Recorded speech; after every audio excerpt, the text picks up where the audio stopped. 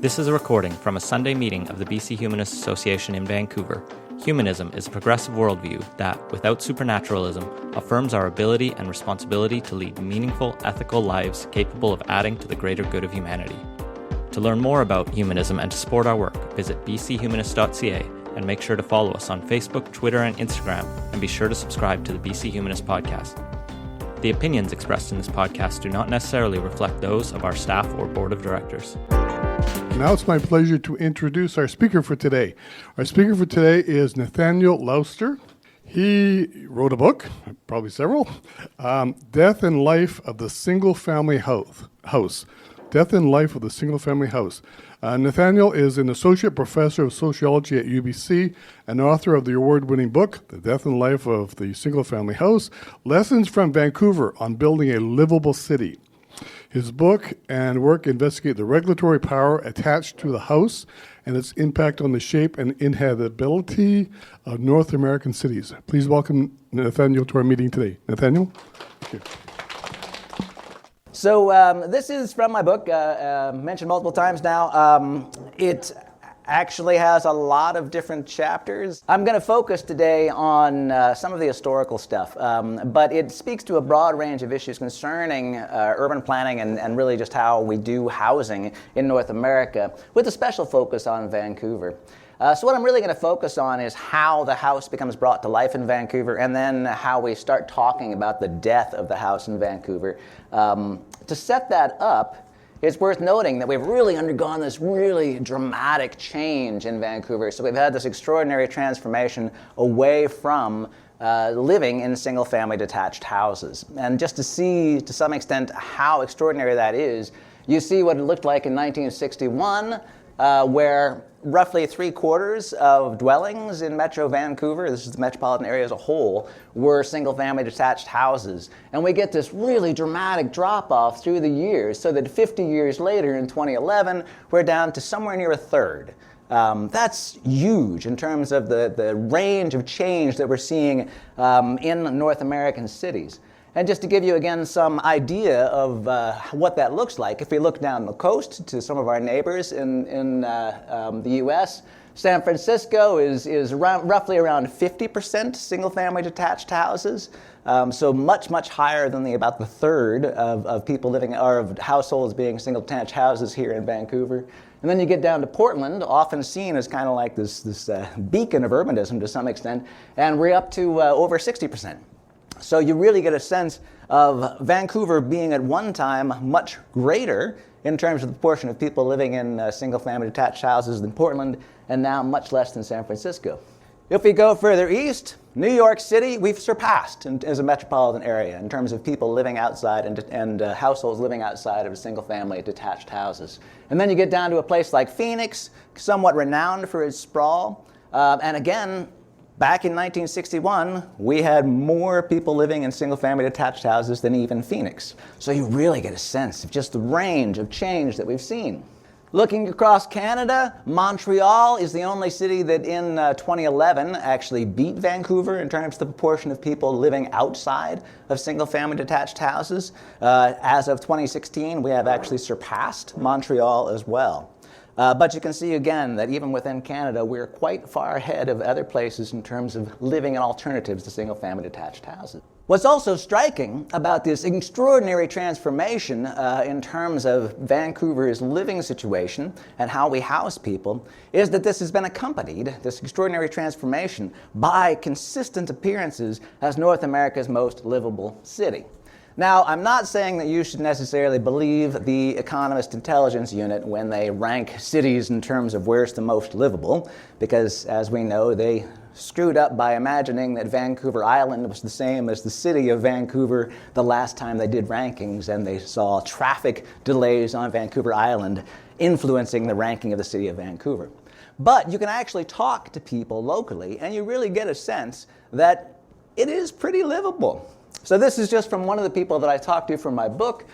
She lived down in the West End, and she was very excited to talk about how she could walk everywhere, to the end of her street. There's all these different ethnic restaurants that she loves, access to transportation, to work. It's so central. It doesn't matter where she is. She's in the middle of everything. And yet she also feels like she's in this tiny community.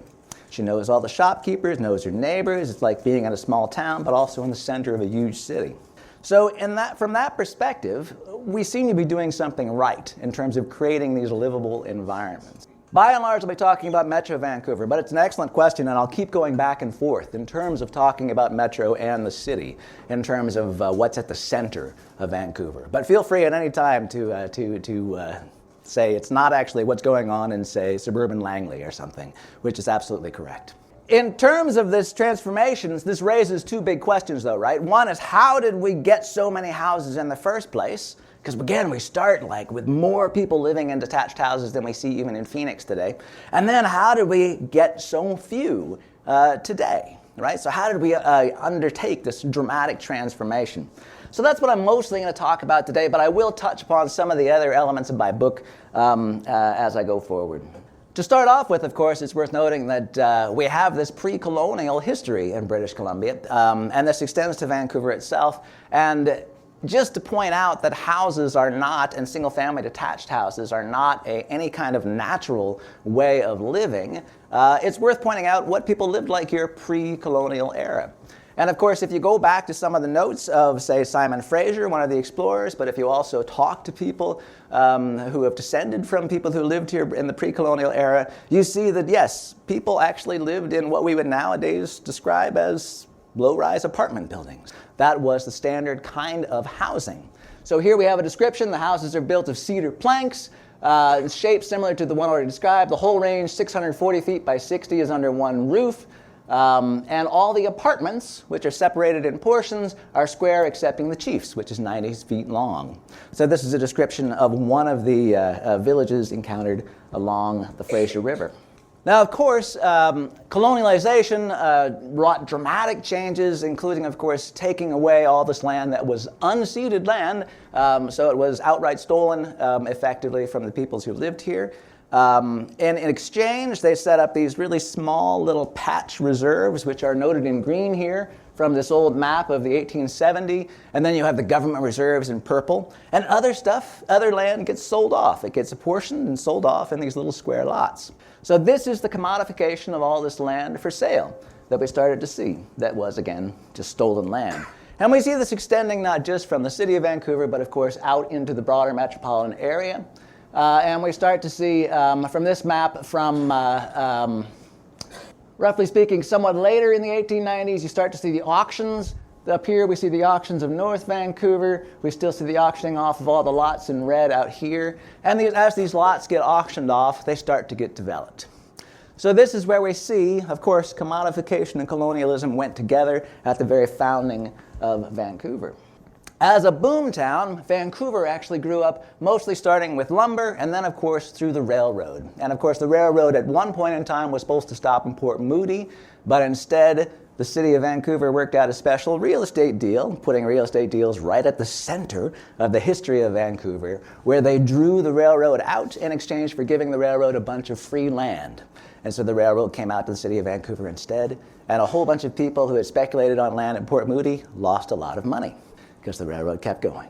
So the railroad comes all the way out to Vancouver, and we get this market-led growth. Now, by and large, what I mean by market-led growth is we have all of these plots of land that have been commodified, have been subdivided up like those little squares I just showed you, and then sold off. And then people start to develop these things, and they develop them howsoever they see fit.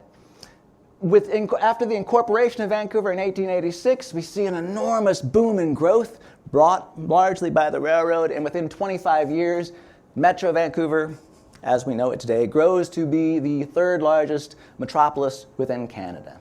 So again, dramatic growth right from the start. What we see in terms of development on the ground is really pretty interesting. Again, a lot of this development starts off as being market-led. So we can look at some of these lots around where the railroad ends up having its terminus, where we see the center of the city, and we start to see what people are building. This is taken from some of the old insurance maps. This is not actually in my book, but it's been something that I've been really passionate and had fun with since writing the book. but it actually talks us through what we see in terms of the development in 1889. You can look at the different buildings that were built, and you see that most of them are forms of housing, at least in this particular little block area, right? So this, at this time in 1889, was a little suburban area that had been parceled off. People were starting to build and put up housing in the area, and you can see all the little houses that I've written up in green. The only thing that isn't housing is this church down here in the lower corner. What's also really fun about this, from my perspective as somebody who loves housing, is that there's all different kinds of housing being built. So again, no regulations on what you could build. We see row houses up here, semi-detached, side-by-side, attached houses here, laneway houses, right, on the back here. All of these things were very much part of the development patterns that we saw in the 1880s, coming up to the 1890s. So we actually see these things show up. Now, what happens about 25 years later? A lot of this stuff is gone, right? So I look at a different insurance map in 1914. What's still there? Well, everything in red is gone. The stuff in green is still there. We still see those row houses sticking around. We still see some houses here in the middle. But what's replaced it? Now we have mostly these buildings that take up the entire lot.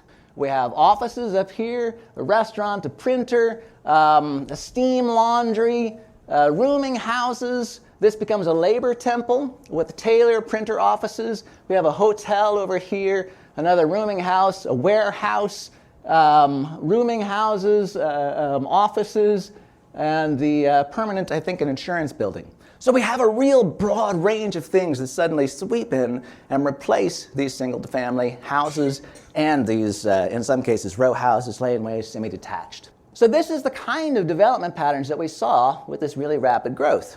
Where is this block today? Well, it's down at the Salvation Army Belkin House and the BC Hydro Tower. So it's right down at Richard Street and Pender Street.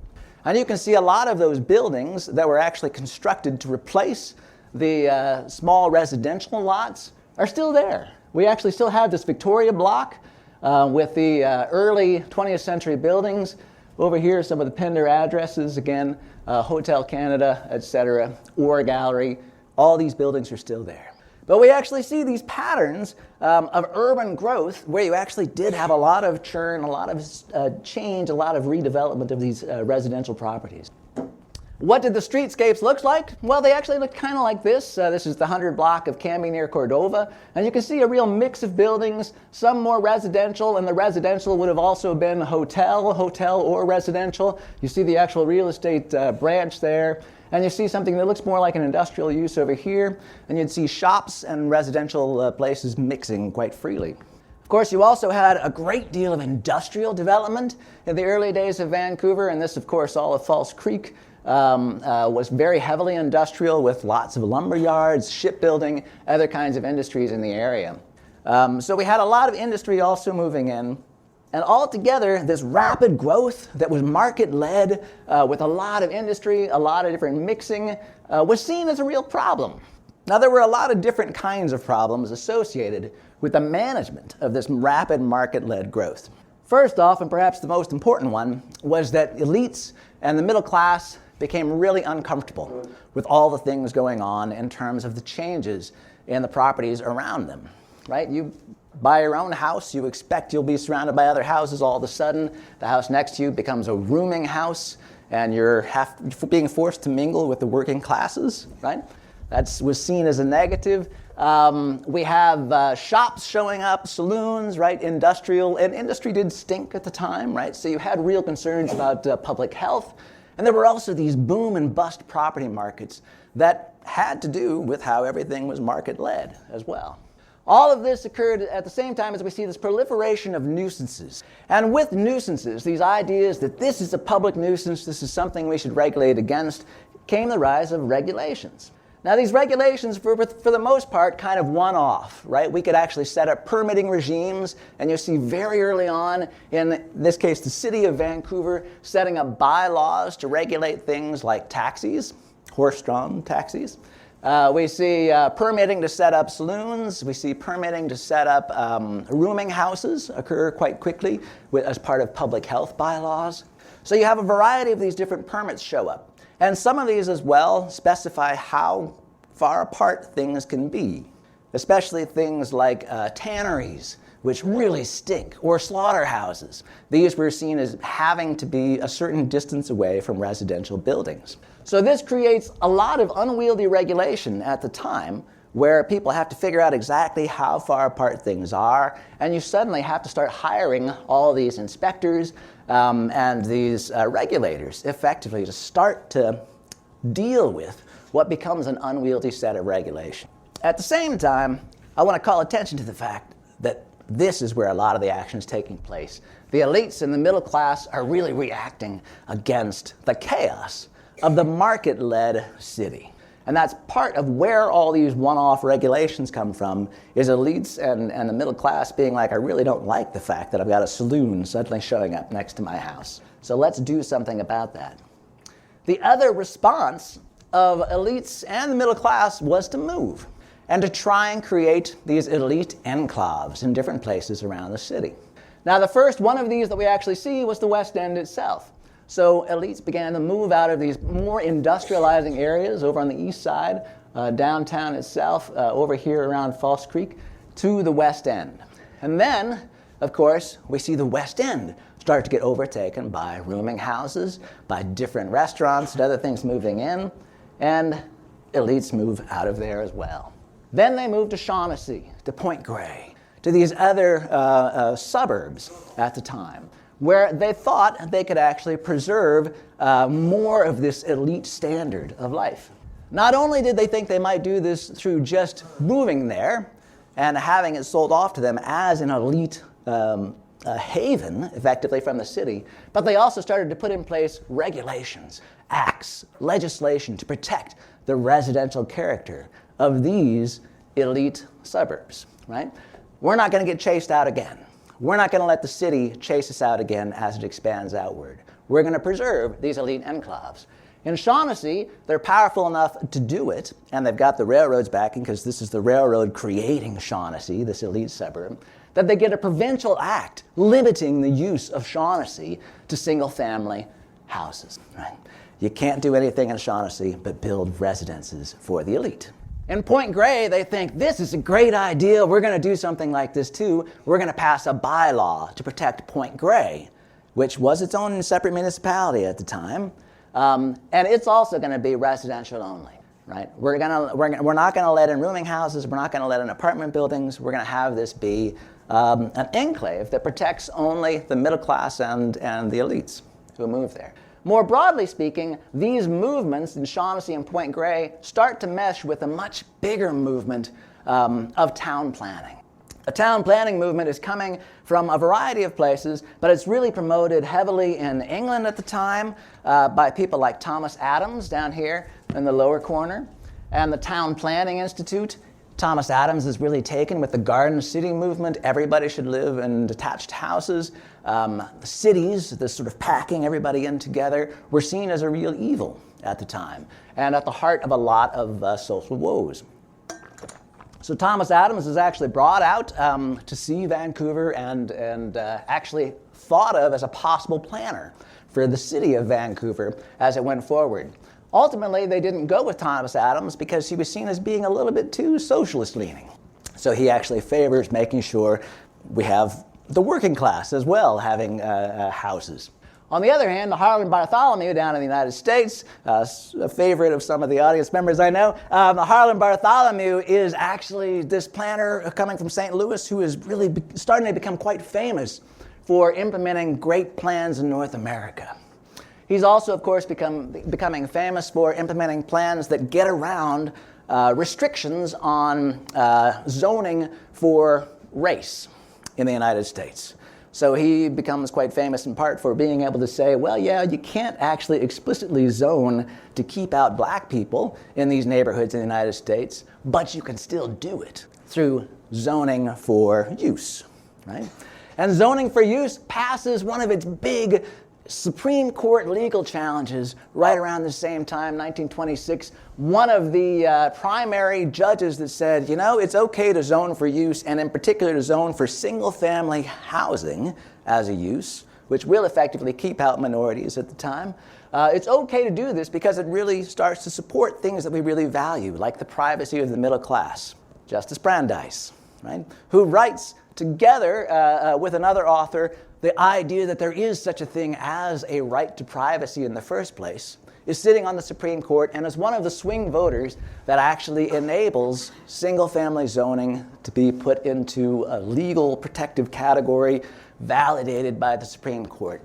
And from that position in 1926, it spreads all across North America.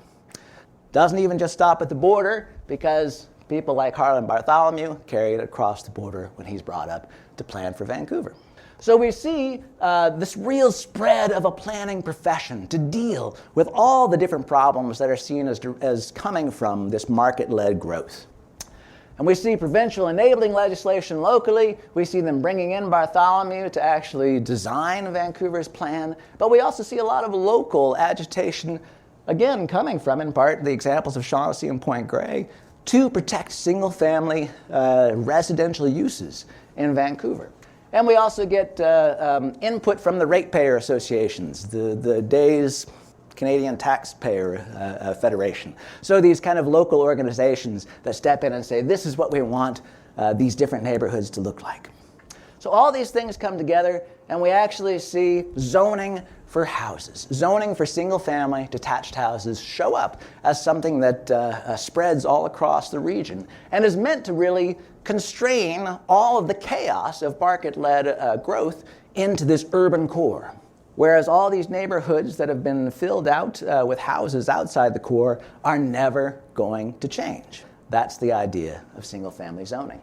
So it becomes installed as a pretty well-defined regulatory creature, if you will, that actually stands at the border of the city and fights off anything that might move out of the city into the surrounding suburbs. To do that, though, we actually have to define what we mean by things like family and detached house. And what's really fascinating to me, I began as a sort of family scholar, is where you actually see these definitions of family show up. You see them in the bylaws. These are just links to some of the bylaws you can see in the city of Vancouver.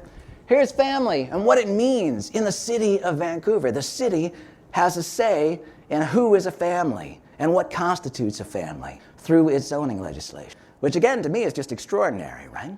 And for that matter, to the Canadian Supreme Court ultimately was somewhat extraordinary. They said cities can't do this. You don't have the power to define family, which is why family in the city of Vancouver means not just one or more individuals all related by blood, marriage, or adoption, but okay, because the Supreme Court says we can't take such a draconian position on what's a family, we'll also say a maximum of 3 unrelated individuals. That's their little, okay, we'll give you something else. We can't entirely define what this means. So this is what family means, and it's actually written as part of the bylaw, and it's why you can't end up having more than 5 people live together in a detached house if they're not related to each other. Why 5 and not 3?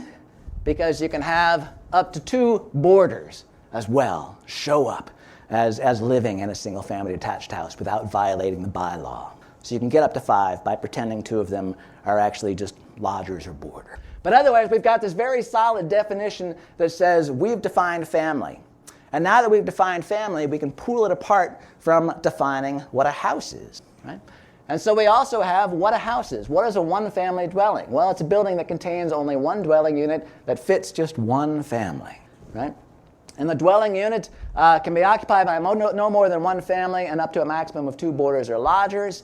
And it also talks about how we define that. It has to, at some point, as plumbing regulations start to become important, have at least 1 complete bathroom unit comprising 1 water closet, which is a wonderful old term, right, for a toilet. 1 hand wash basin and 1 bathtub or shower contained within each dwelling unit. So it has to have at least 1 bathroom. But this is the fun part. There shall not be more than 1 kitchen, right? And this is where they make sure you're not subdividing these houses. It has to be a 1-family, 1-dwelling unit. Only 1 kitchen. More than 1 kitchen, you're violating the bylaw. So this is where we start to see these things get defined down in laws in order to prevent the city from encroaching outward, in order to prevent the subdivision of homes into the rooming houses that we saw in the West End, which ultimately were redeveloped into the West End we see today. These ultimately make their way into census descriptions as well. Again, it's a legacy of the planning histories that we have in both the United States and in Canada that really validate the single-family detached house as this normative dwelling type that people should live in and are expected to live in. That these are the two categories: single detached house in Canada, a one-family house attached to, a one-family house detached from any other house in the United States, that remain coherent. The other categories, you'll notice in the United States and Canada, kind of vary. The U.S. counts its dwellings by how many apartments they have, whereas in Canada it's by how tall they are, right? Apartment and building that's 5 or more stories or less than. So they don't keep track of other kinds of buildings the same way, but they pretty much do keep track of single-family detached houses the same way, because that's one of the categories that became so important in each country. So this is the fix that we really see, right? Single-family residential zoning as the solution, setting up what I like to think of as this great house reserve.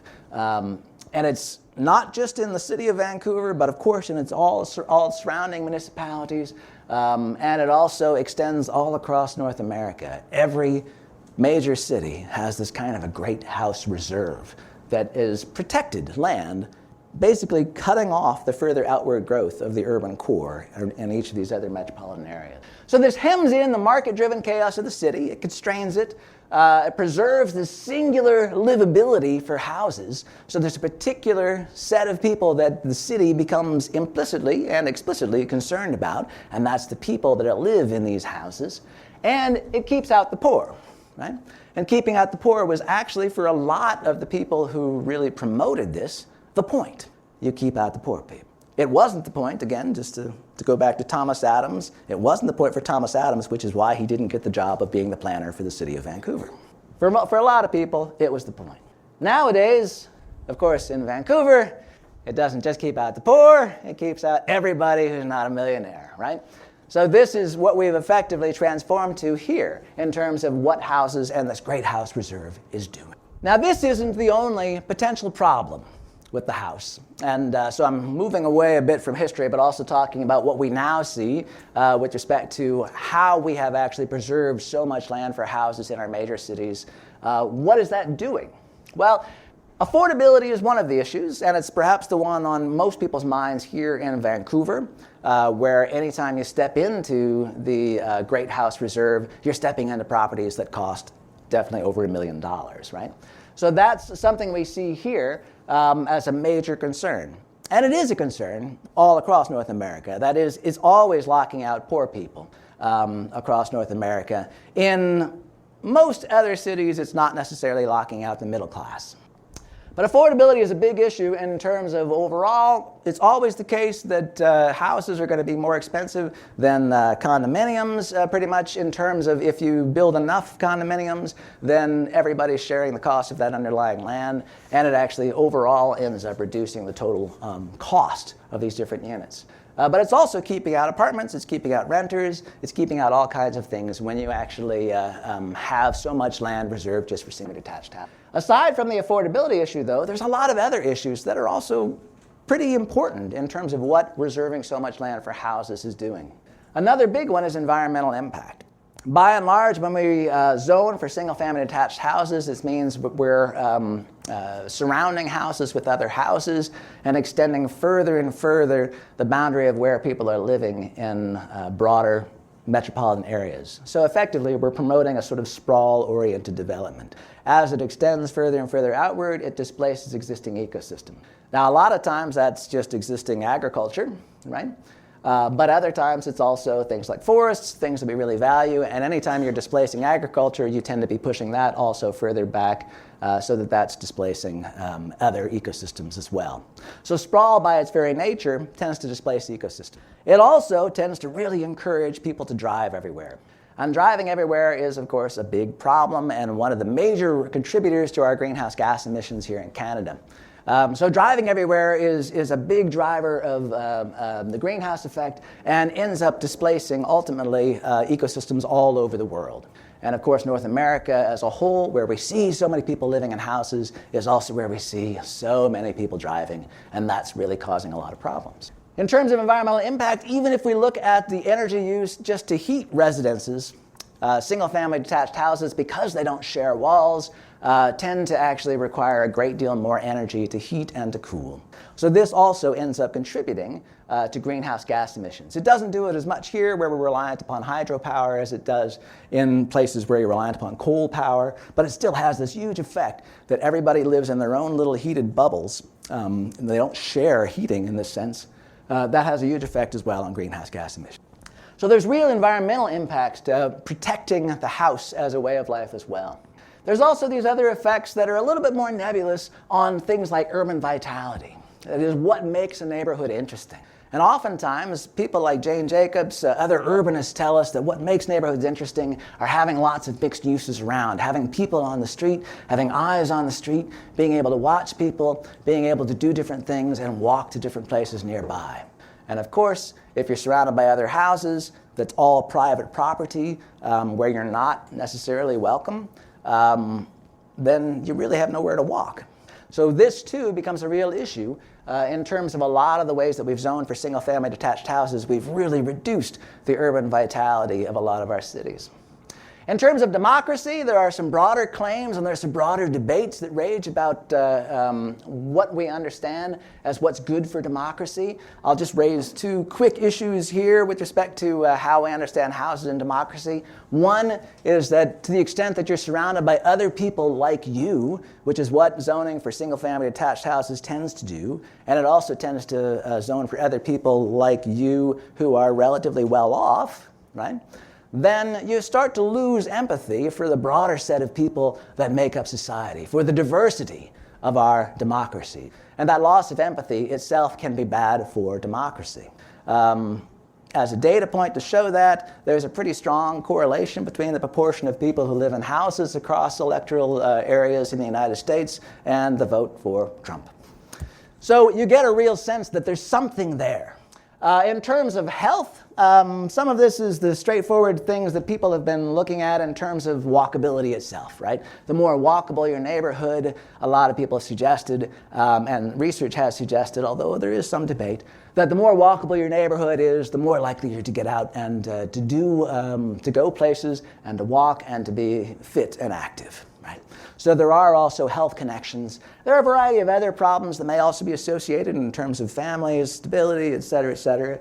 But there are effectively a lot of potential problems that we're seeing that are associated with protecting the single-family detached house as the dominant way of life in North America.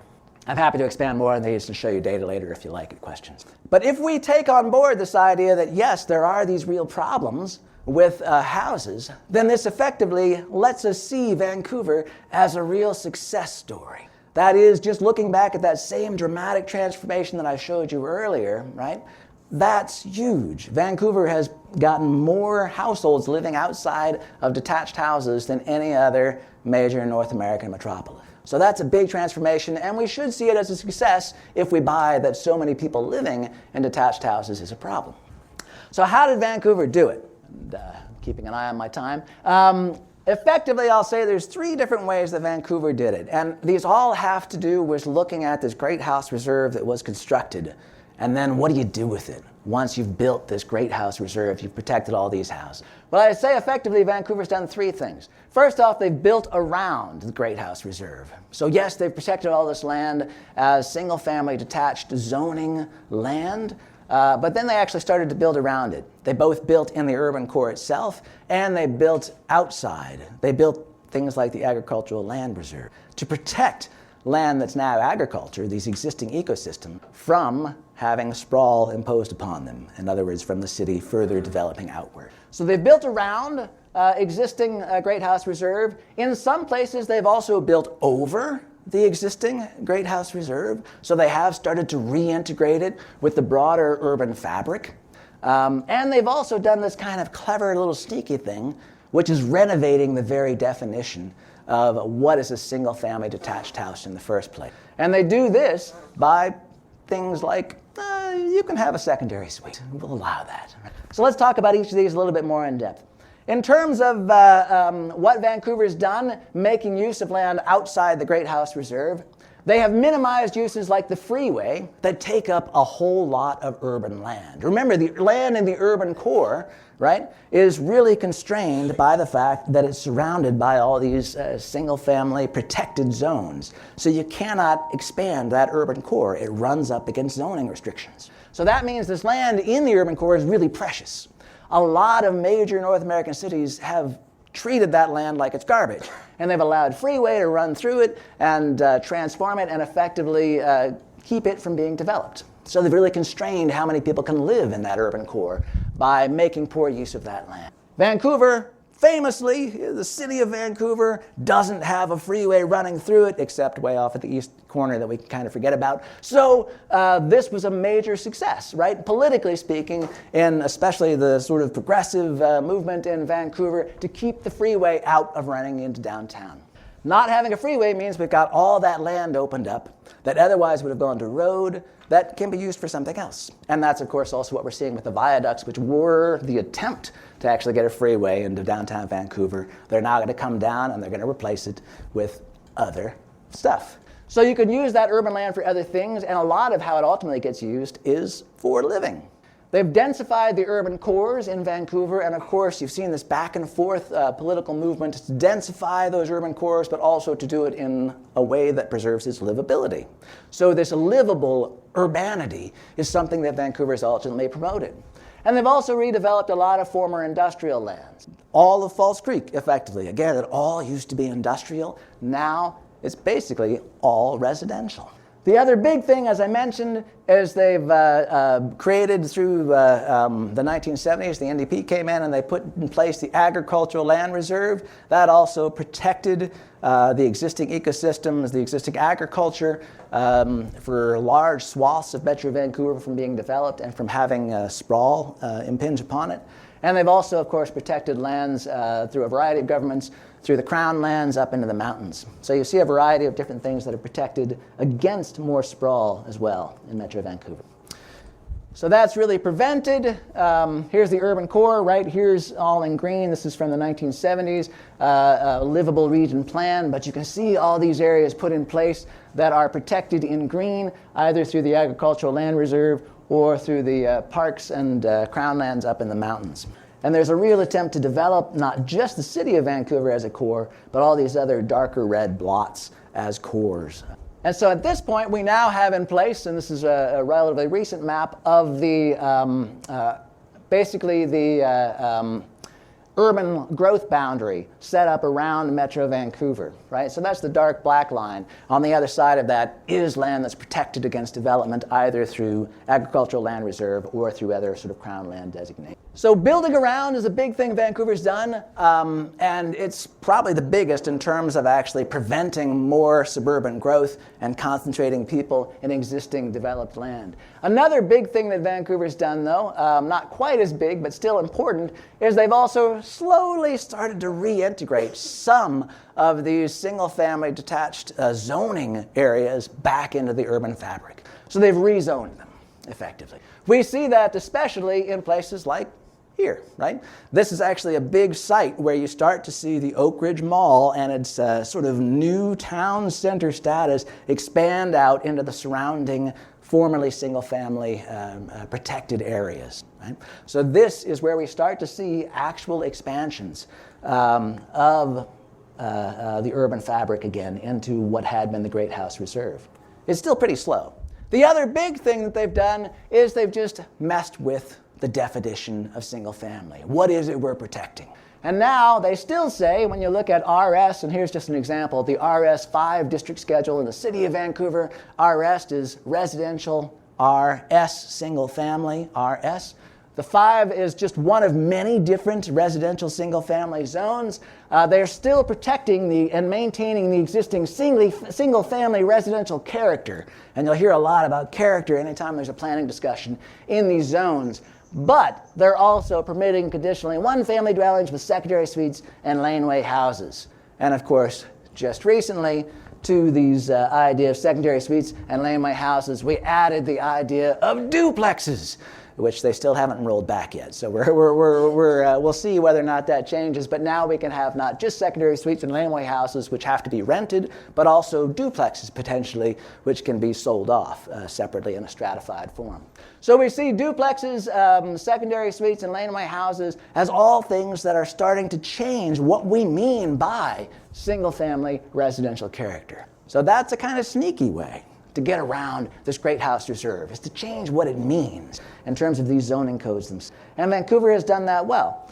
And of course, correspondingly, we see all these kinds of these housing types like Vancouver specials, which are very easily subdividable, right? These were always meant to be kind of sneaky ways to get around existing zoning regulations. So people have been being sneaky in Vancouver for a long time to try and get around these restrictions. It's not just in Vancouver. Last time I gave this talk was actually in Richmond, and you can see there as well, it's just one example, but all across the different municipalities in Vancouver, areas that are zoned for single detached kinds of dwellings also permit and include things like secondary suites.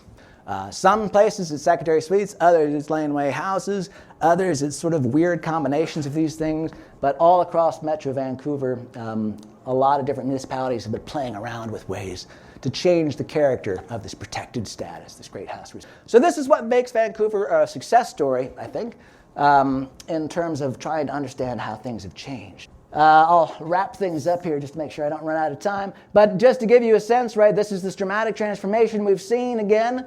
In terms of what it looks like today, this is just the most recent census and switching things up to look at where people live as opposed to households themselves. Residents by dwelling type, now you can see that we have actually surpassed Montreal in terms of the portion of people still living in single detached houses. You can also get some sense about the different ways that our major metro areas are really differentiating themselves in terms of urban development.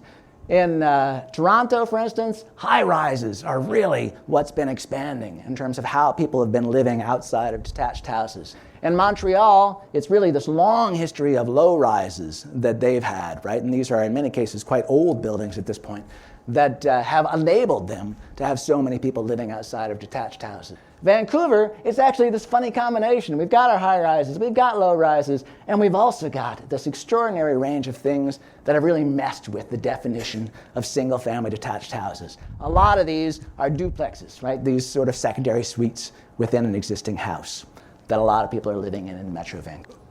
So again, if we buy the idea that this is a problem and we want to actually see more people enabled to live outside of single-family detached houses, what challenges might potentially remain? One is that many people really want houses, right? There's a cultural pressure to this, and when I went out and talked to people about their housing ideals, they really told me that, right? That they had a lot of pressure in many cases.